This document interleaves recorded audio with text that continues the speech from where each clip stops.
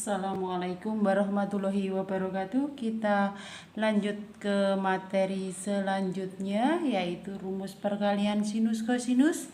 Kita review kembali yang pertama. 2 sin A cos B sama dengan sin A plus B ditambah sin A min B. Yang kedua, 2 cos A sin B sama dengan sin A plus B dikurangi sin A min B. Dan yang ketiga, 2 cos A cos B sama dengan cos A plus B ditambah cos A min B. Dan yang keempat adalah min 2 sin A sin B sama dengan cos A plus B min cos A min B. Dan kita lanjutkan kembali yang kemarin persamaan trigonometri yang lalu, yaitu persamaan trigonometri lanjutan. Persamaan yang selanjutnya adalah jika berbentuk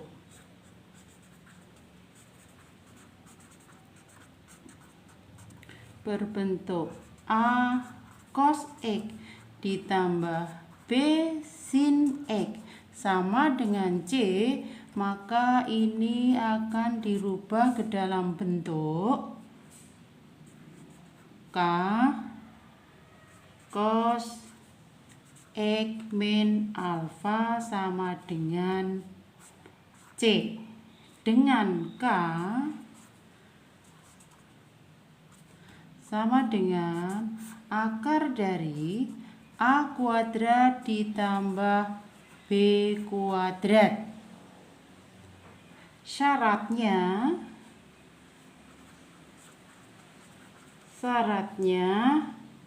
C kuadrat harus lebih kecil sama dengan K kuadrat.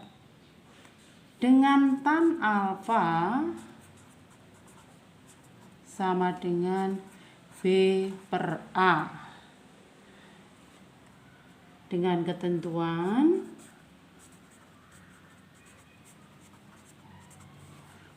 jika A lebih besar 0 dan B lebih besar 0, alfanya di kuadran 1, kuadran pertama. Sedangkan jika A lebih kecil 0 dan B lebih besar 0, maka ini masuk di kuadran 2.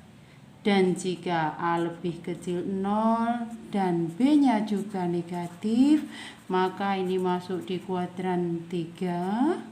Dan jika A lebih besar 0 dan B lebih kecil 0, ini masuk pada kuadran 4. Untuk lebih jelasnya, kita masuk ke contohnya. Misalnya, contoh yang pertama, tentukan himpunan penyelesaian jika intervalnya X antara 0 sampai dengan 360 derajat dari persamaan berikut.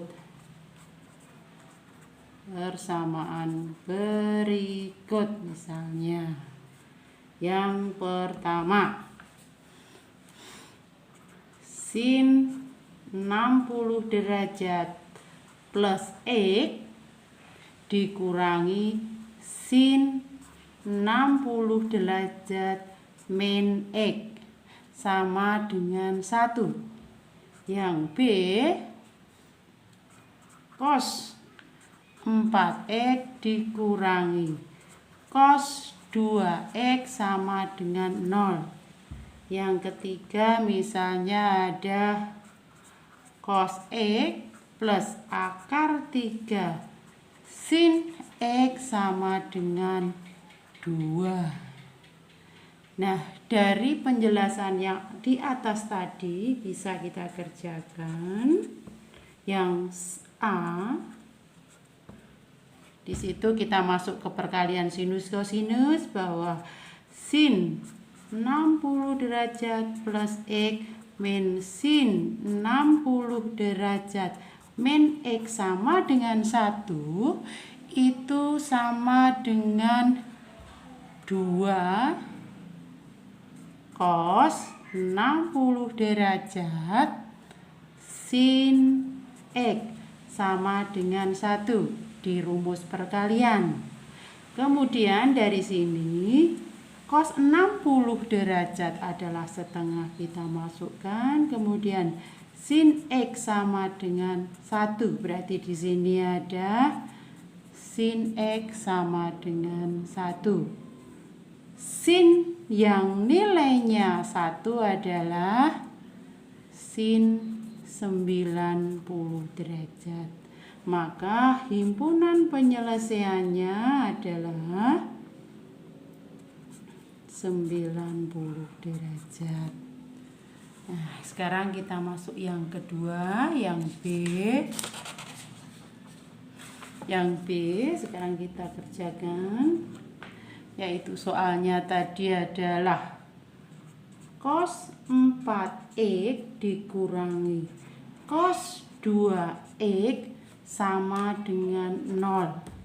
Di sini masuk ke perkalian tadi bahwa cos 4X bisa kita jabarkan dicari jika dijumlah sama dengan 4X dan dikurangi sama dengan 2X, itu adalah angka dari 3X ditambah dengan X. Kemudian kalau diselisihin di situ adalah 3X min X sama dengan 0.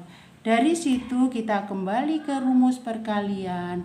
Kalau ada cos selisih berarti menjadi rumusnya sama dengan min 2 sin 3X dikali dengan sin X sama dengan 0. Kalau sudah kita kerjakan masing-masing.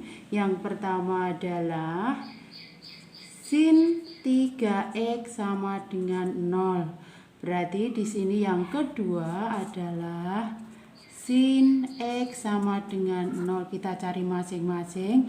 Kalau yang sin X sama dengan 0 kalian sudah hafal, ini bisa X-nya ketemu, ada di situ ada 0 derajat, kemudian ada 180 derajat, ada 360 derajat. Sekarang di sini kita masuk pada persamaan trigonometri di kelas 1. Berarti di sini ada yang pertama 3x1 sama dengan alfa plus k kali 360 derajat. Berarti X-nya sama dengan 0 derajat masih sama, berarti sini ada X1, X-nya adalah alfa plus K kali ini dibagi 3 berarti 120 derajat. Kalau sudah kita masukkan satu persatu. Untuk K sama dengan 0 berarti hasilnya adalah 0 derajat sendiri, sedangkan K sama dengan 1 berarti ada 120 derajat, sedangkan K sama dengan 2 berarti hasilnya adalah 240 derajat, sedangkan K sama dengan 3 berarti hasilnya ada 360 derajat. Ini untuk X1. Sedangkan untuk yang X2 berarti kita masukkan sama 3X2 sama dengan, di sini ada 180 min alfa plus K kali 360 derajat. Berarti di sini ada X1, berarti di sini 180 dibagi 3 berarti 60 derajat, ditambah dengan K kali dibagi 3 juga 120 derajat. Saya lanjutkan di sebelah kanannya sini. Ini berarti untuk K sama dengan 0 hasilnya adalah 60 derajat. Sedangkan K sama dengan 1 adalah 180 derajat. Untuk K sama dengan 2 adalah 300 derajat. Jadi HP-nya kita jadikan 1 di sini. Kita masukkan. Yang pertama ada 0 derajat, kemudian ada lagi kita urutkan dari kecil 60 derajat, kemudian ada 120 derajat, ada lagi 180 derajat, ada lagi di situ 240 derajat, ada lagi 300 derajat, dan yang terakhir adalah 360 derajat. Inilah HP-nya. Selanjutnya yang terakhir, contoh ketiga. Ketiga tadi soalnya adalah yang C itu ada cos X ditambah akar 3 sin X sama dengan 2. Berarti ini kita rubah ke dalam K cos X. Berarti kita carikannya K sama dengan akar dari koefisien cos 1 dikuadratin ditambah akar 3 dikuadratin, berarti hanya ketemu 2. Kemudian kita cari di sini A-nya positif, B-nya positif, berarti kuadran 1. Di sini berarti tan alfa sama dengan akar 3 bagi 1, berarti akar 3. Tangen di kuadran 1 yang nilainya akar 3 adalah tan-nya. Di sini kita cari tan alfanya berarti sama dengan tan 60 derajat. Nah, sekarang kita masuk ke dalam bentuk K cos X. Tadi kita tulis bahwa K-nya 2, berarti ini senilai dengan 2 cos X min 60 derajat sama dengan 2. Kalau sudah kita selesaikan di sini bahwa berarti di sini 2 bagi 2 1, berarti di sini ada cos X min 60 derajat sama dengan 1. Berarti cos yang nilainya 1 adalah 0 derajat. Di sini ada X min 60 derajat sama dengan cos 0 derajat. Berarti kita tuliskan rumusnya. Tadi karena di sana masuk di kuadran 1, di situ berarti pindah ruas, berarti X sama dengan 60 plus K kali 360 derajat. Berarti yang memenuhi hanya K sama dengan 0, maka hasilnya 60 derajat. Untuk yang lain tidak dipenuhi, min alfa pun sama, berarti juga 60 derajat, berarti HP-nya adalah 60 derajat. Oke, kita review kembali trigonometri waktu kelas 1. Fungsi trigonometri. Misal yang pertama, Y sama dengan K cos AX plus B, misalnya bisa juga sin K sin AX plus B. Tangan sekalian, misalnya K tan AX plus B. Tentu kalian ingat bahwa nilai maknya adalah nilai mak itu ditentukan oleh K, sedangkan nilai min itu sama dengan min K, dan amplitudonya sama dengan harga mutlak K. Dan periode untuk sin atau cos itu adalah 360 derajat dibagi dengan A harga mutlak, sedangkan untuk tannya, periode tan itu sama dengan 180 derajat per A. Sedangkan untuk bentuk fungsi trigonometri yang di persamaan penjumlahan sinus kosinus, misalnya ada fungsi fx sama dengan A cos X plus B sin X, ini nilai maksimumnya juga sama. Fx mak itu sama dengan K, sedangkan fx min itu juga sama dengan min K.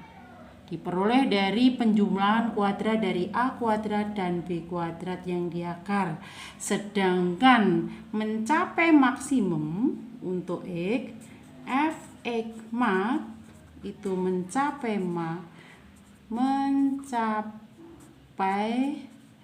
mak itu untuk X sama dengan alfa plus K kali 360 derajat, dan fx minimumnya f min mencapai minimum itu untuk X sama dengan 180 min alfa plus K kali 360 derajat.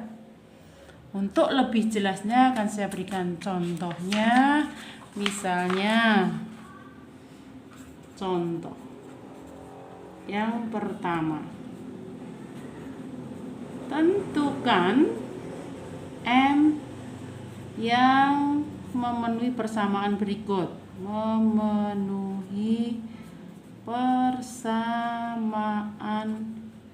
berikut. Yang pertama ada 3 sin X ditambah 4 cos X sama dengan M.